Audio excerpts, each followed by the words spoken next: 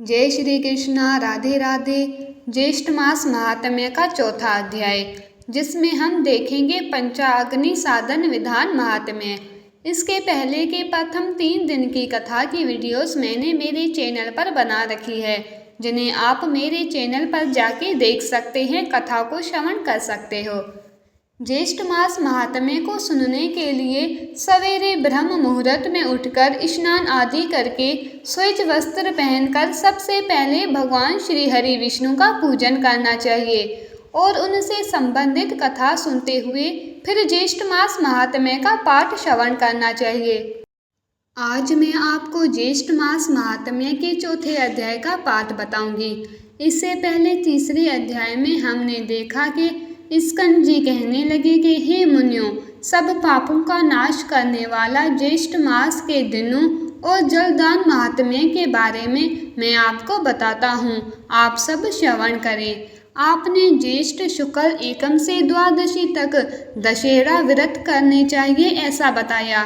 इसके अलावा आपने तिथियों के व्रत और उनके महात्म्य और फल को भी बताया।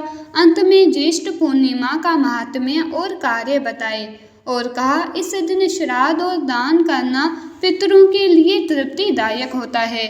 इस प्रकार देवताओं से पूजित ज्येष्ठ मास के कई व्रत बताए। अब इसके बाद हम ज्येष्ठ मास महात्म्य का चौथा अध्याय देखेंगे, जिसमें हम पंचाग्नि साधन विधान महात्म्य के बारे में जानकारी प्राप्त करेंगे।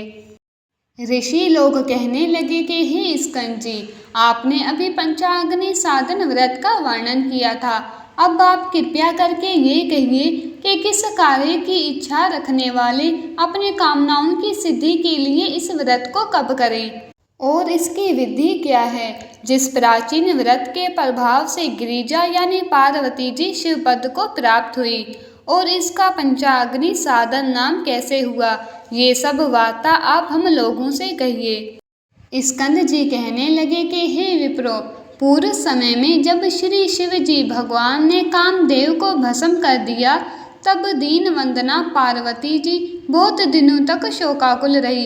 इसके पश्चात अपने पिता के घर में जाकर रहने लगी, परंतु उन्हें कहीं भी सुख नहीं मिल रहा था। उस समय हिमालय के वासी ऋषियों के आश्रमों में जाकर पार्वती जी ने शांति के उपाय को पूछा। इस प्रकार पूछने पर सप्त ऋषियों में से भृगु ऋषि कहने लगे कि हे महाभागे, तुमने अति उत्तम प्रश्न किया है, मैं तुम्हें विस्तार पूर्वक इसका उत्तर देता हूँ। ज्येष्ठ मास की तृतीया के दिन प्रातःकाल मनुष्य शुद्ध जल से स्नान करे और नित्य कर्म करके शुद्ध वस्त्र धारण कर अपने घर को आए और पुण्य वाचन के पश्चात ब्राह्मणों का पूजन करके समिताओं से प्रदीप्त 4 अग्नियों को करके और यथाशक्ति उनका पूजन करें और उन अग्नियों के मध्य भाग में बैठकर सूर्य नारायण की तरफ ही अपनी दृष्टि को, जब तक सूर्य नारायण अस्त न हो उनकी तरफ ही अपनी दृष्टि को रखें और इंद्रियों को वश में रखकर स्थित रहें। इस प्रकार निराहार और जितेंद्रिय रहकर इस मास में व्रत करें। ऋषि के वचनों को सुनकर पार्वती जी अत्यंत प्रसन्न हुई और शिव जी के प्रश्नार्थ 12 वर्ष तक इस व्रत को प्रति मास करती रही। इस व्रत के प्रभाव से शिव जी महाराज मोह को प्राप्त हो गए और पार्वती जी कहाँ गई ऐसा विचार करने लगे। फिर उन्होंने समाधि द्वारा पार्वती जी का तपोवन में होना निश्चय किया और शिव जी महाराज वंचल के रूप में उमा देवी के तपोवन में गए, जहाँ उमा देवी पूजा कर रही थी, भगवान की आराधना कर रही थी तथा अनेक प्रकार के अमृत के समान मीठे वचनों से उमा देवी को समझाया। परंतु जब उमा देवी ने उनको फटकार दिया, तब शिव जी ने अपने वंचर के रूप को त्याग कर अपने को शिव रूप में प्रकट किया और पार्वती जी ने जब भगवान शंकर को देखा तो लज्जा के मारे अपना सिर नीचा कर लिया। तब भगवान शिव ने बड़े आनंद के साथ पार्वती जी को अपनी गोद में करके आलिंगन किया। इस समाचार को सुनकर राजा हिमवान भी वहां पर आ गए और शिव जी से मिलकर विविध उपचारों से शिव जी महाराज का पूजन किया।